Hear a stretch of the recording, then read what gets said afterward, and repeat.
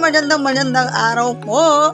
Ang ibablog po natin ngayon ay ang paggawa po ng aking asawa ng simpleng pahingahan. Pero pakita ko po sa inyo yan.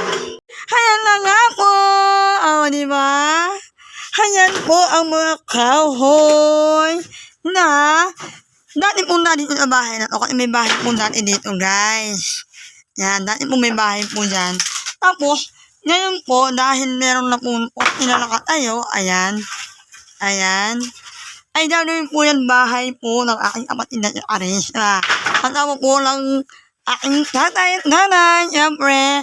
Dahil nga po, medyo uulan po ngayon, at hindi pa po magagawa yan, ay pag-abantala po muna gagawan po ng kubo dito sa labas. Ayan. Kasi po talaga dun po sa loob namin ay medyo maisip po. Malaking bagay na po kasi pag meron po kami pahingahan dito sa labas. At dito na lang po kami magtatambay muna. Ayan. Kita niyo po ba, guys? Ito po yung yero na pwede po ilagay sa bubong. Ang takot po sa bubong. Ayan po, aking asawa. Di ba napakasipag? Siyempre naman po, guys, apa po, ginagawa lang po niya yan. Ang ubo ko po ipakita sa inyo. At, ipapakita ko po yung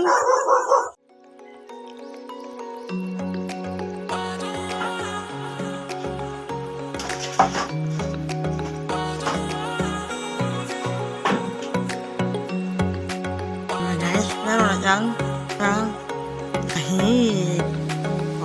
Siyempre mamaya, ipakita ko sa inyo.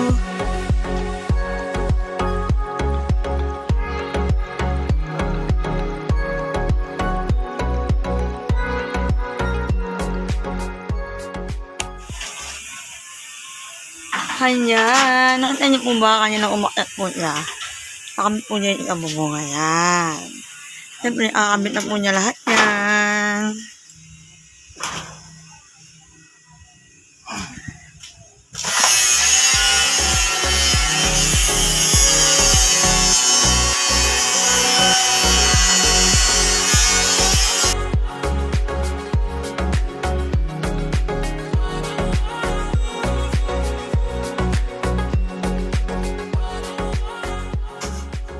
Ayan, guys. Ayan po ang gagamitin po para sa pambubong. Ayan. At ayan po ba, guys? Meron na po na ilagay dyan. Diba? Nakaready na din doon. Malapit na. Konti pa. Konti pa. Ito nyo naman, guys. May power din pa yan, guys. Panis! At yun naman po, ang bakal na po yan. Anong tawag dyan? Paranela? Paranela. Basta yan po bakal na yan.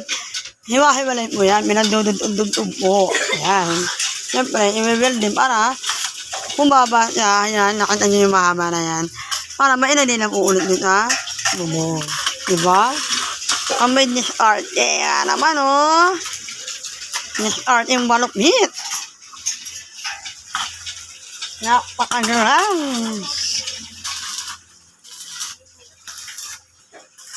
At ayan na po, guys. Ayan. Napupuno na po. Ay, napupuno. Ang dami na pong yero nakakabit. Diba, guys? Tignan nyo naman, Ang gandang pahingahan yan, guys. Diba? Ang ganda. Ipan naman talaga aking Estella. Ayan po yung akyatan niya, siyempre. May akyatan po siya. Ayan. Ayan na nga po, guys. Saan nyo naman? Diba? May padingding na kahit pa paano. Ito na yan, guys. Diba, guys? Ang galing. Pahingahan lang po yan, guys. Parang bahay na. Ayan po, guys. Inan nyo po yung mga kahoy na yan. Ayan po, ang mga kahoy na yan. Yan nga po yung mga pinagtanggalan po na yung ubo po dyan. na inabit mo ng aking asawa. At no po talaga na hindi po talaga kami bumili ng pako, guys. Ang mga pako po ng mga pinanggalingan po dyan ay inipon po ng aking asawa. Kaya may mga nakatayo pa. Tinatanggal po niya yan para magdamit po ulit dito kasi pwede pa pong gamitin yan, guys. Diba, discarte lang yan. Hindi na kailangan natin bumibili-bili. Pakagaling nga naman, discarte.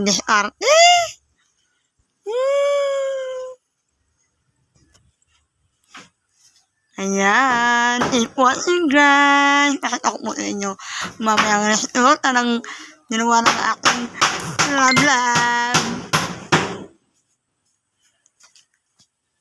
Hello na nga po guys! Natapos na po ang simpleng pahingahan. Di ba? Nakita niyo ba guys? Mukhang bahay na rin siya guys! Naitabi na nga rin po pala yung mga kahoy dito. Ayan, hindi na po sa mababasa. At inatatabi na nga po, ayan. Kaya po nakaganyan po guys. At nga po pahingahan. Para po pumasok po yung hangin. Di ba guys? Tara guys, pasok po tayo sa loob. Tingnan nyo naman guys! Guys! Wow! Di ba? May paduyan pa yan guys! Siyempre naman may aso dyan para walang baka pumapasok. Charot! Di ba ang ganda? Okay guys, maraming salamat po sa panonood po ng aking simpleng vlog. Sana po ay nag-enjoy po kayo. Yan naman. Di ba?